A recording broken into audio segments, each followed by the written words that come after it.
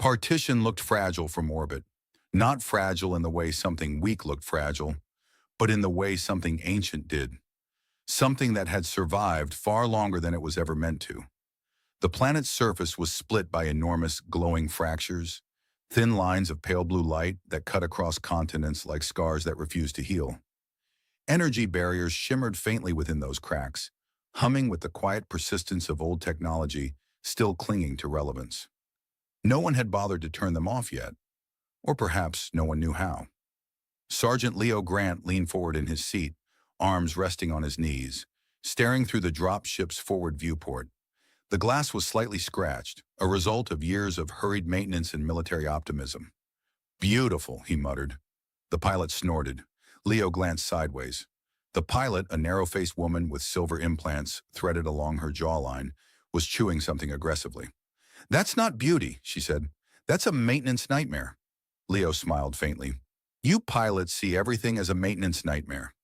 That's because everything is a maintenance nightmare."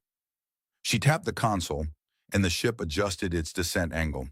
The fractures grew larger, more detailed. Leo could now see structures built along the edges, cities clinging nervously to the borders of division. He had seen cities like that before. Places built on the assumption that peace would last just long enough to finish construction. He leaned back, exhaling slowly. The war had ended 3 days ago. He still didn't believe it. Not fully. War didn't usually end. It simply stopped talking for a while. Behind him, Corporal Jenkins was breathing loudly through his mouth, asleep with his helmet tilted awkwardly over his eyes. A faint snoring sound escaped him every few seconds, like a malfunctioning ventilation unit. Leo reached back and flicked the side of Jenkins' helmet. Jenkins jerked awake instantly. "Contact left." "There is no contact," Leo said calmly. Jenkins blinked. "Oh." He looked around, confused, then relaxed. "Right. Peace." He said the word like it was temporary. Leo couldn't blame him. Jenkins leaned forward slightly. "You think they're serious?" Leo shrugged. "About peace?" "Yeah." Leo considered the fractured planet below. "I think they're tired," he said. Jenkins nodded slowly. "Yeah," he said. "Me too." The ship continued its descent, engines humming softly. Partition's atmosphere was unusually clear. No pollution, no orbital debris.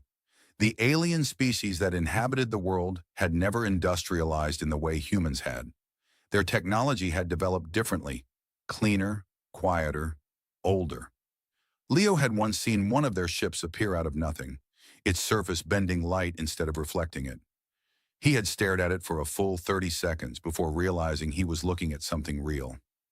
He still wasn't sure how it worked. He suspected they preferred it that way. The dropship passed through the outer atmospheric layer. The hull vibrated gently, the familiar sensation grounding him. This was what he understood. Gravity, friction, resistance. Not peace negotiations. Not ceremonies. Not symbolic gestures. He shifted in his seat, adjusting his gloves. "You nervous?" Jenkins asked. Leo glanced at him. "About what?" Jenkins gestured vaguely. "Diplomacy." Leo frowned. "I once disarmed an explosive device using a spoon," he said. "I am qualified for anything." Jenkins stared at him. "That is not reassuring." Leo smiled faintly. It had not been reassuring at the time either. The dropship descended lower, approaching the designated landing zone. The alien citadel came into view, rising from the fractured landscape like a fossilized wave frozen in motion. Its surface was smooth, pale, and curved in ways that made Leo's brain slightly uncomfortable. There were no sharp angles, no visible weapons. That worried him more than visible weapons would have. The pilot slowed the descent. "Landing in 30 seconds, she said. Leo flexed his fingers. He didn't know why they had chosen him. He wasn't a diplomat. He wasn't particularly patient. He had once punched a supply drone because it refused to open. It had eventually opened, but Leo suspected that was unrelated to the punch. The dropship touched down gently. No explosions, no alarms, no sudden gunfire. Just silence. Leo sat there for a moment, waiting. War had taught him that silence was usually a lie, but this silence remained. He stood. Jenkins stood beside him. They moved toward the rear hatch as it opened with a soft mechanical hiss. Light spilled into the cabin. Real light, not artificial illumination. Leo stepped onto the surface of Partition. The ground was smooth, almost glass-like, but not slippery. His boots made soft contact sounds, each step feeling strangely significant. Waiting for him were 5 alien figures. They stood tall and still, their posture perfect. They looked human, too human. Their skin was pale, their features refined, their eyes calm and watchful, and their ears, long, elegant, extending upward and slightly backward, moved subtly, adjusting to sound. Leo had fought their soldiers before. This was different. These were not soldiers. These were leaders. He approached slowly. No one spoke at first. Then one of them stepped forward. He was taller than the others. His eyes met Leo's. "Sergeant Leo Grant," he said. His voice was smooth, precise. Leo nodded. "That's me." The alien inclined his head slightly. "You have come." Leo resisted the urge to say, "obviously." Instead, he said, "I was invited." The alien studied him carefully. Leo had the distinct impression he was being evaluated in ways he could not perceive. Finally, the alien nodded. "Yes," he said. "You were." Leo shifted his weight slightly. He suddenly felt like he was about to receive news he hadn't asked for. And somewhere behind the alien leaders, just barely visible through the open entrance of the citadel, stood a single motionless figure. Watching. The citadel did not have doors. Leo realized this immediately as he followed the alien leaders inside. There was an entrance, certainly, a vast curved opening carved into the pale surface, but no hinges, no seams, no indication that anything had ever needed to open or close. The structure simply existed, as if the concept of obstruction had never appealed to its designers. He stepped across the threshold carefully. His boots made no sound. He stopped walking. He looked down. The floor was smooth and faintly luminous, its surface emitting a soft, diffused light that seemed to react to his presence. Wherever he stepped, the glow dimmed slightly, as if acknowledging his weight. He lifted his foot. The light returned. He frowned. Behind him, Jenkins stepped in and immediately whispered, "Sir?" Leo didn't turn around. "Yes. I think the floor is alive." Leo watched the light ripple faintly beneath his boots. "I hope not," he said. Jenkins nodded seriously. "Me too." The alien leaders continued forward without hesitation, their long ears tilting occasionally, reacting to sounds Leo could not hear. Their movements were fluid, precise, and completely silent. Leo had seen stealth units louder than this. The interior of the citadel was vast. The walls curved upward into arching structures that resembled the inside of a colossal shell. There were no visible light sources, yet everything was perfectly illuminated. No shadows, no corners for darkness to hide. Leo didn't like that. Darkness, at least, was honest. Light like this felt intentional. They walked deeper. The motionless figure Leo had seen earlier was still there. She stood near the center of the chamber, exactly where she had been before, as if time had forgotten to move her. Leo slowed. She was alien, but not in the way humans expected. Her proportions were human, her posture human, her face human, almost. Her ears extended upward and slightly back, longer and more delicate than those of the others. Her skin was pale, almost luminous, and her hair fell in soft strands over her shoulders, unmoving in the still air. Her eyes were fixed forward, not on Leo, through him. Leo stopped walking. Something about her presence felt different from the others. The alien leader stepped forward and gestured toward her. "This is Thera," he said. Leo waited. The alien did not continue. Leo blinked. "That's it?" Leo asked. The alien turned his head slightly. "She is yours," he said. Leo stared at him. He waited for clarification. There was none. Leo pointed at himself. "Mine." "Yes." Leo pointed at her. "Her." "Yes." Leo lowered his hand slowly. He looked at Jenkins. Jenkins looked back at him with the wide-eyed expression of someone who was absolutely certain he did not want to be involved in this conversation. Leo turned back to the alien leader. "I think," Leo said carefully. There may be a translation issue. There is no translation issue, the alien replied calmly. Leo rubbed the side of his helmet. He looked at Thera again. She had not moved. She had not reacted. She had not even blinked. Leo waved slightly. Nothing happened. He cleared his throat. Hello, he said. Thera spoke immediately. Hello. Her voice was soft, precise, perfect, not robotic, not emotional, simply correct. Leo shifted slightly. Do you know who I am? He asked. Yes, she said. He waited for elaboration. There was none. He nodded slowly. That's good, he said. He had no idea why that was good. The alien leader stepped closer. She is a symbol of peace, he said. Leo glanced at him. She is a person, Leo said. The alien tilted his head slightly. Yes. Leo waited. Nothing followed. He felt like he was having a conversation with a very polite wall. Leo gestured toward Thera. What exactly am I supposed to do with her? The alien answered immediately. That is your decision. Leo stared at him. He did not like decisions. Decisions led to consequences. Consequences led to paperwork. He looked at Thera again. She was watching him now. Her eyes were focused directly on his face. There was no hostility in her expression, no fear, no curiosity, just attention, pure and absolute. It was the same way targeting systems locked onto objects. He resisted the urge to wave again. Behind him, Jenkins leaned slightly closer and whispered, Sir. Leo kept his eyes on Thera. Yes. I think she's waiting for instructions. Leo swallowed. He had been in firefights with less pressure. He looked at Thera. She stood perfectly still, waiting. For him. He pointed awkwardly at the floor beside him. You can stand there, he said. She moved instantly. Her steps were silent, precise. She stopped exactly where he had indicated. Leo blinked. That had been too fast, too exact. He had not specified distance, yet she had chosen the precise location he had intended. He didn't like how easily she obeyed. He didn't like how natural it seemed to her. He didn't like how expected it seemed. He looked at the alien leader. She doesn't have to do that, Leo said. She chooses to comply, the alien replied. Leo glanced at Thera. Her expression had not changed. He wasn't sure she understood what choosing meant. He exhaled slowly. War, he understood. Peace, he did not. And whatever this was something else entirely. The silence after the exchange lingered longer than Leo was comfortable with.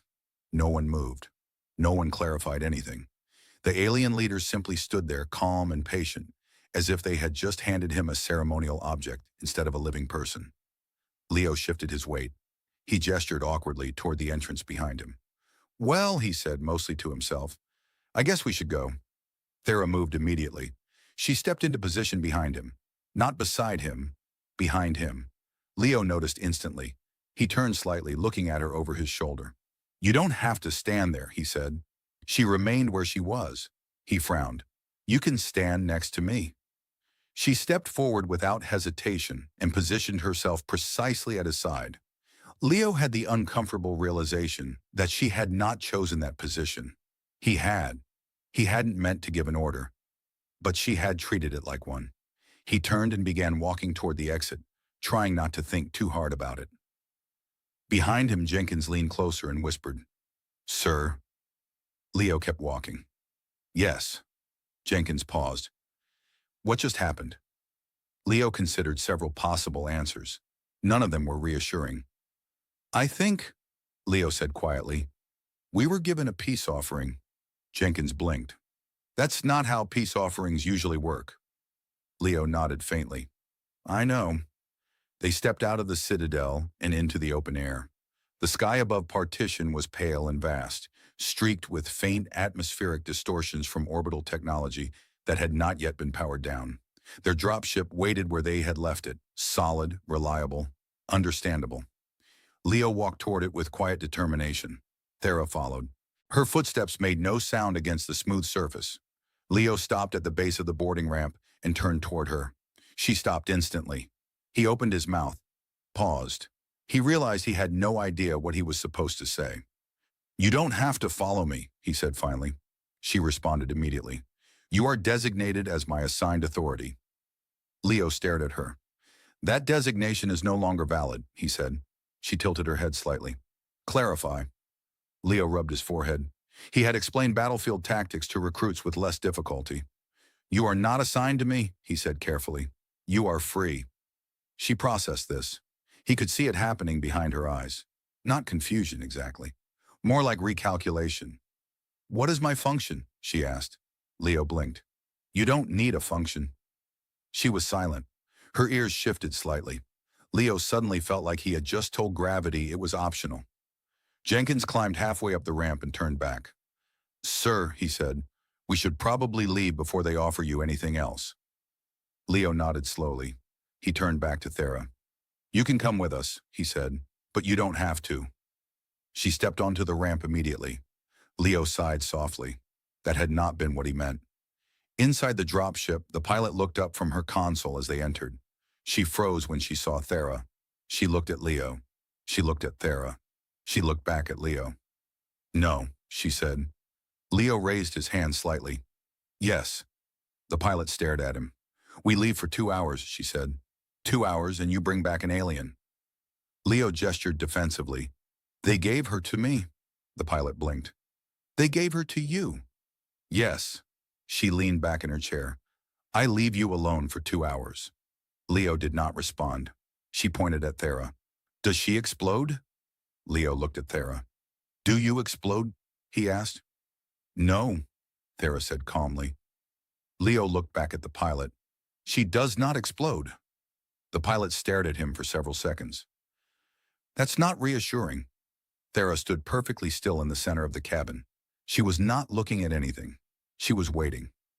Leo sat down slowly. He gestured toward the seat across from him. "You can sit." She sat immediately. Perfect posture, perfect stillness. Leo leaned back in his seat and exhaled. The ramp closed. The dropship lifted off the surface of Partition. Leo watched the ground fall away through the viewport. He felt something strange. Not relief, not stress. Something else. He glanced at Thera. She was watching him again. Not intensely, not aggressively, simply attentively, like he was a problem she had been assigned to solve. He shifted slightly in his seat. "You don't have to watch me," he said. She responded immediately. "Understood." She continued watching him. Leo closed his eyes briefly. Freedom, he realized, was going to be more complicated than he thought. The dropship reached orbit in silence. Not the comforting kind of silence, but the kind that filled the space between questions no one knew how to ask. The engine vibrations faded as the ship stabilized, and Partition slowly rotated beneath them. Its glowing fractures, now thin threads of light, stretched across a distant sphere. Leo had seen many worlds from orbit. Most of them looked peaceful from far away. It was a talent planets had, lying convincingly. He glanced across the cabin.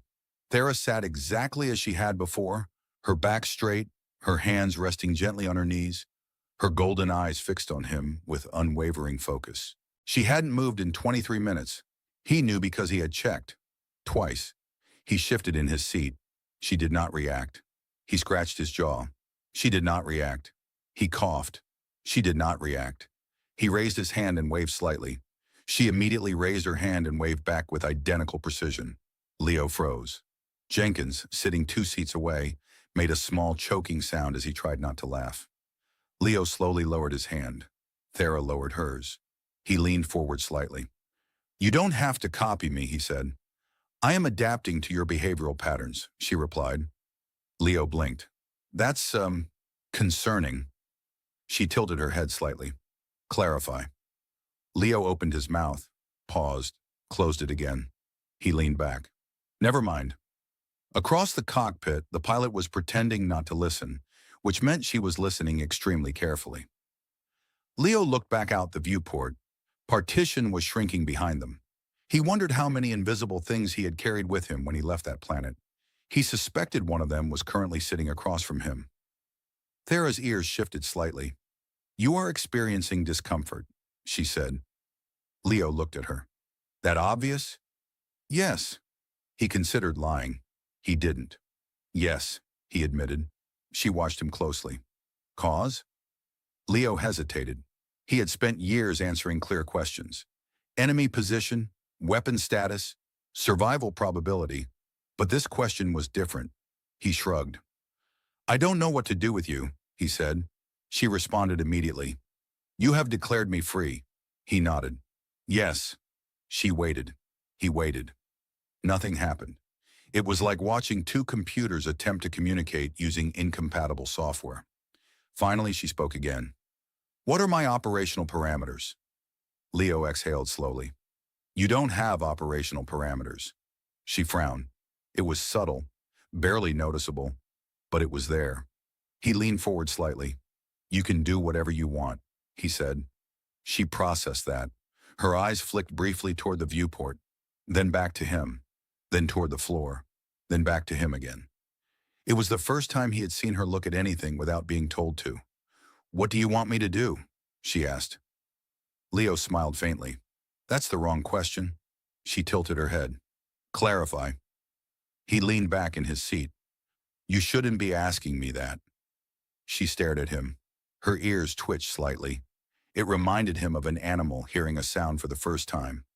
What question should I ask? She said. Leo thought for a moment. Then he said, What do you want? She froze. Not physically, but something inside her stopped. He could see it, a system encountering an undefined variable. Her eyes lost focus briefly. Her breathing remained steady but slower. She was thinking, not processing. Thinking. It took 12 seconds. Leo counted. I do not know, she said finally. Her voice was quieter now, less precise. Leo nodded. That's okay, he said. She looked at him. Her expression had changed slightly. Not confused, not afraid, just uncertain. Uncertainty was progress. Jenkins leaned toward Leo again and whispered, Sir. Leo sighed. Yes, Jenkins. Did you just break the alien? Leo resisted the urge to laugh. I hope not. Thera turned her head slightly toward Jenkins. I am not broken, she said calmly. Jenkins froze. I did not say that out loud, he whispered. Leo smiled faintly. Thera continued watching them both, learning, adapting, changing. The dropship engines adjusted course, aligning with the orbiting human carrier above, a massive structure of steel and light, hanging in space like a patient observer. Home, or something close enough to it. Leo stood. Thera stood immediately. He noticed again how perfectly she mirrored his movements. He wondered how long it would take before she didn't. He walked toward the forward hatch. She followed.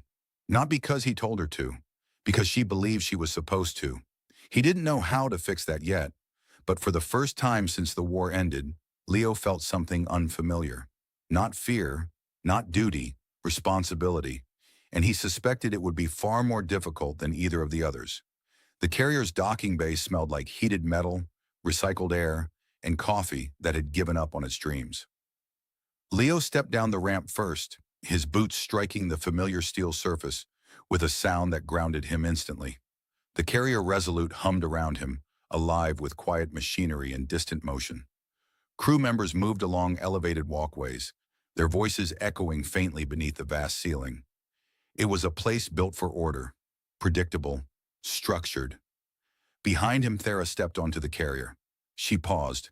Leo noticed immediately. Her eyes moved slowly across the docking bay, taking in everything. The overhead cranes, the glowing guidance lines embedded in the floor, the massive hull of the dropship cooling behind them. Her ears shifted subtly, adjusting to the layered sounds of human engineering. This structure is large, she said. Leo glanced around. He had never thought of it that way. Yeah, he said. We like large things. She processed that. Why? Leo opened his mouth, closed it. He had no good answer. Jenkins leaned in from behind. It makes us feel important, he said helpfully.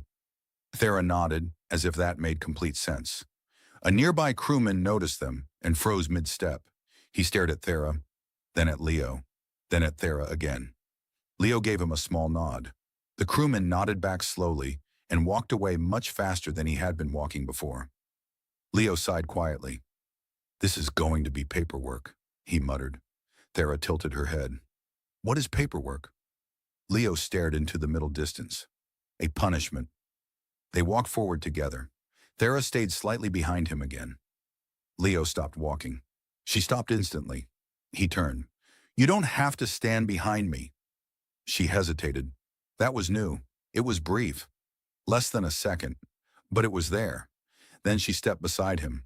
Leo pretended not to notice how significant that was. They entered the inner corridor. The walls were lined with conduits and illuminated panels, each carrying streams of information invisible to the naked eye.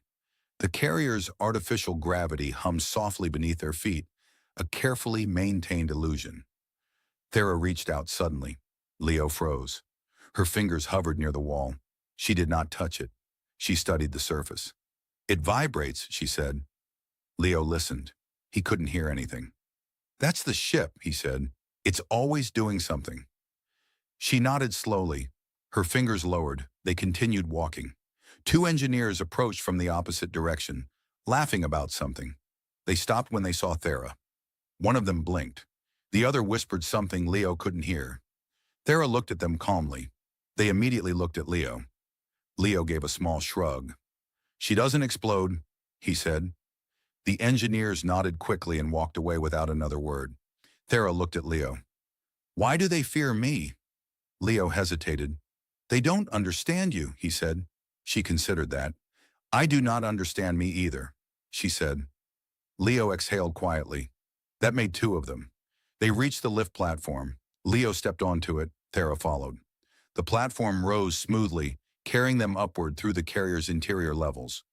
Through the transparent barrier, Thera could see the vast inner structure of the ship, multiple decks layered above and below, each filled with motion and purpose. She watched everything, every movement, every person, every light.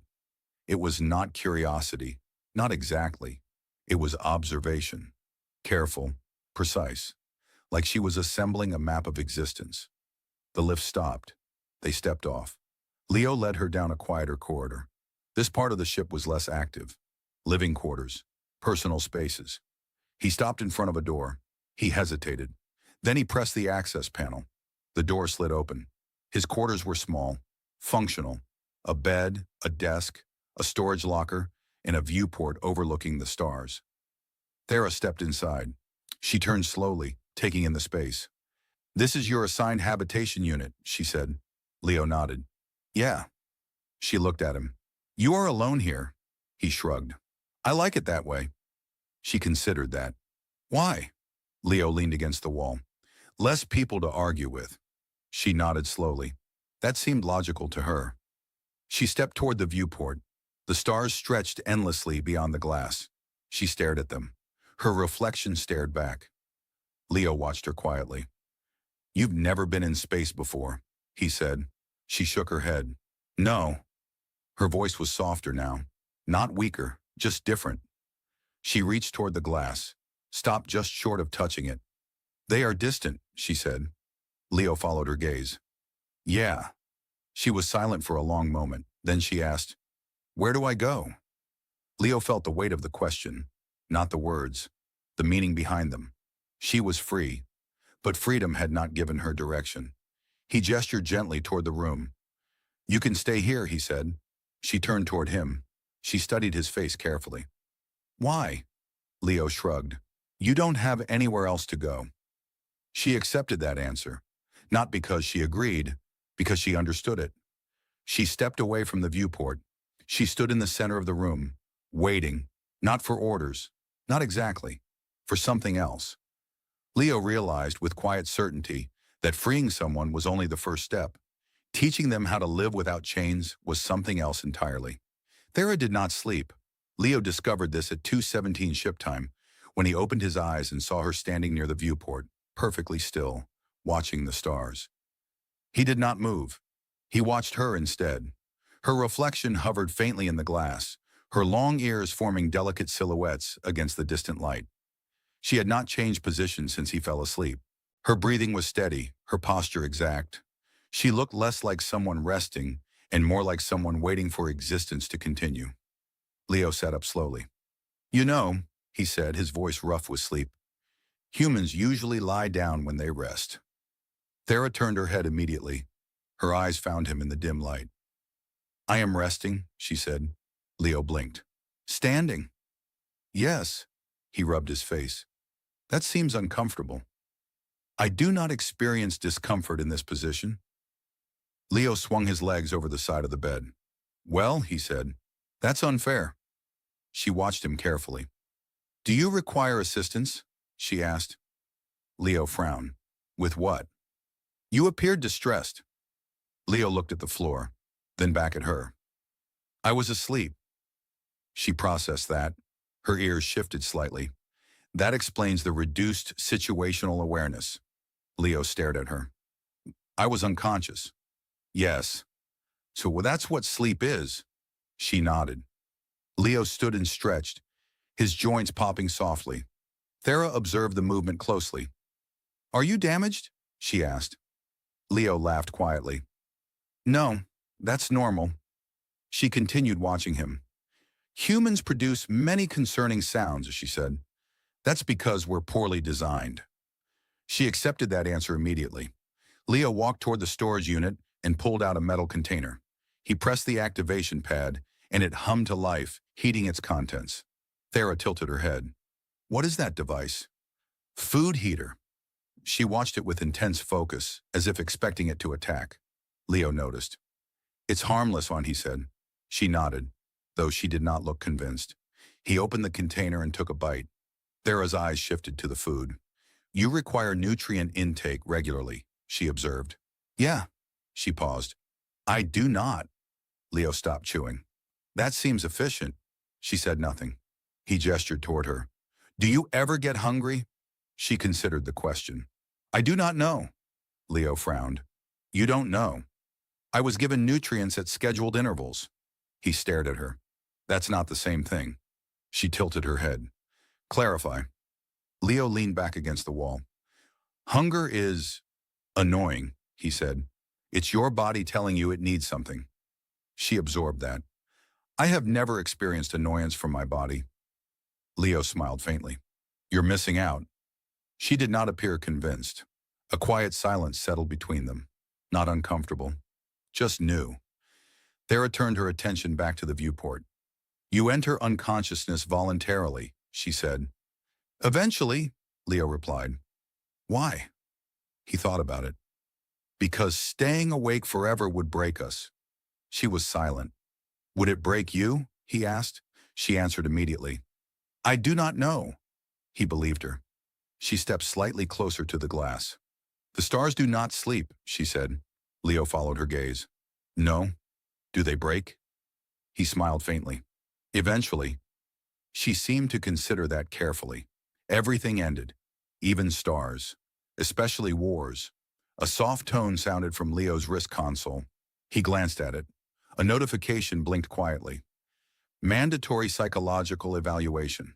He groaned softly. Thera turned her head. You are experiencing distress again. Yes. Cause. Paperwork. She nodded solemnly. That is unfortunate. He stared at her. He couldn't tell if she was joking. He suspected she wasn't. He stepped toward the door. Thera immediately moved to follow him. He stopped. She stopped. He turned. You don't have to follow me everywhere. She hesitated. That hesitation again. Growing. Learning. I do not know where else to go, she said.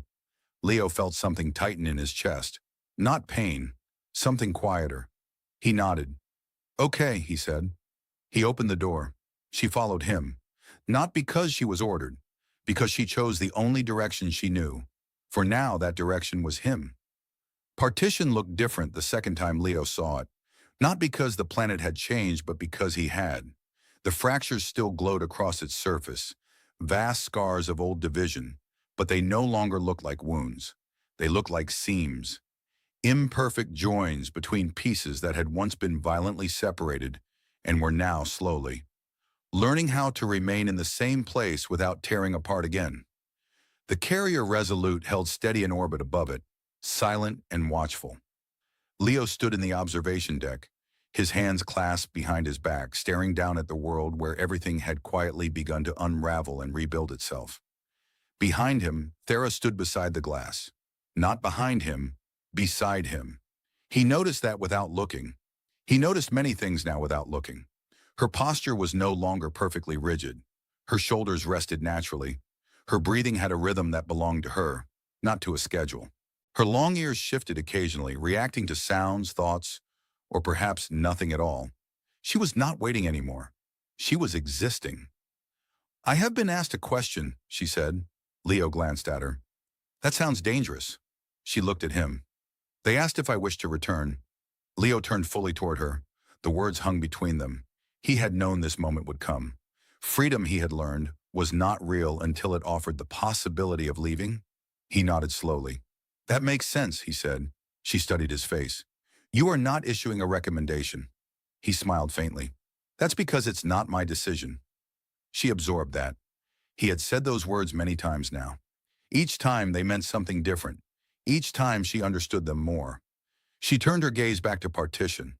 "I do not feel compelled to return," she said. Leo felt something inside him loosen. Not relief, not ownership. Something quieter. Understanding. "Then don't," he said. She tilted her head slightly. "It is that simple?" Leo chuckled softly. "No," he said. "It's never that simple. But it's still your choice." She was silent. He remembered the first time she had asked what choice meant. Now she did not ask. Now she knew. Behind them, the observation deck doors opened, and Jenkins stepped inside, holding a metal container. He stopped when he saw them both staring at the planet. He raised the container slightly. "I brought food," he said. Thera turned toward him. Jenkins hesitated. "For Leo," he clarified quickly. Thera nodded. "That is appropriate." Jenkins relaxed slightly. He stepped beside them, staring out at Partition. "Hard to believe we almost died down there," he said. Leo shrugged. "We almost die everywhere." Jenkins nodded. "Fair." He handed Leo the container. Leo opened it. Thera watched him carefully. Not studying, just watching. "You still haven't figured out hunger," Leo said. She shook her head. "No." He took a bite. "It's overrated." Jenkins frowned. "No, it's not."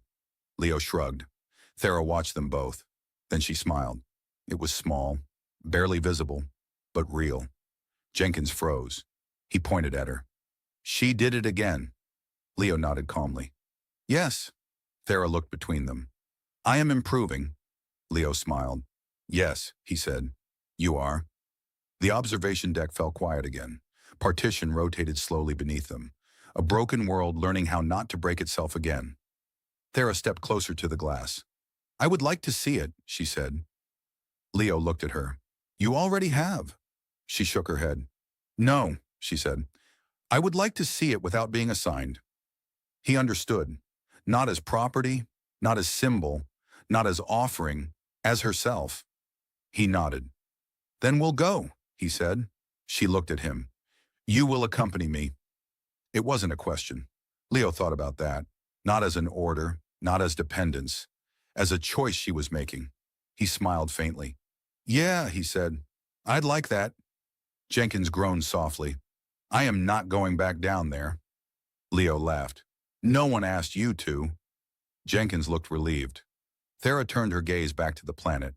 For the first time since he had met her, she was not waiting for the future to arrive. She was walking toward it. Leo realized something then. He had spent most of his life believing he understood freedom. Freedom was surviving. Freedom was winning. Freedom was going home. He had been wrong. Freedom was uncertainty. Freedom was not knowing who you would become next. He looked at Thera. She was no longer the peace offering. She was no longer the prisoner. She was no longer lost. She was simply Thera, and he was no longer just a soldier. For the first time in his life, he was something without a clear designation. It was terrifying. It was uncomfortable. It was good. Below them, Partition turned slowly, its fractures glowing softly in the dark. Not wounds, not anymore. Just reminders that even broken things could continue.